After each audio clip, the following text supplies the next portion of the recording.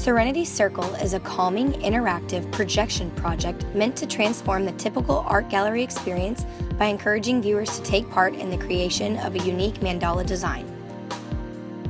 Our team consisted of 3 members: Brooke Cyphers, project animator and documenter, Kendall Tiller, circle designer and coder, and Miranda Mabry, circuit designer and sensor technologist. Our concept was inspired by the traditional sand mandalas of the Tibetan monks. After extensive research, we learned that attempting to closely replicate these sand mandalas would be disrespectful to their religion, so we extended the scope of our project to instead reflect nature and the general definition of a mandala.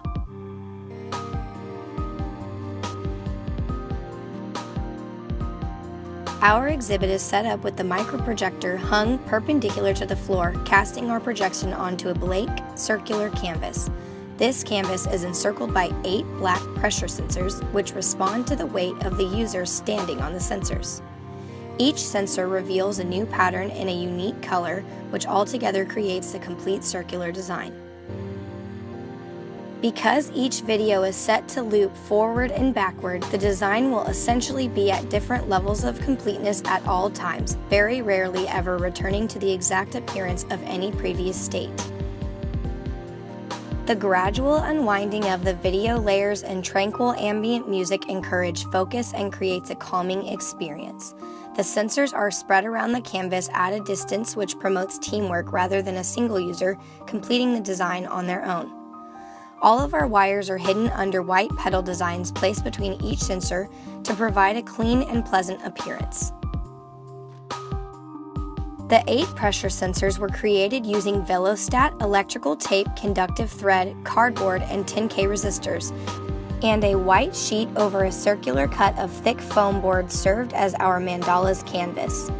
Each sensor was connected to its own analog input pin.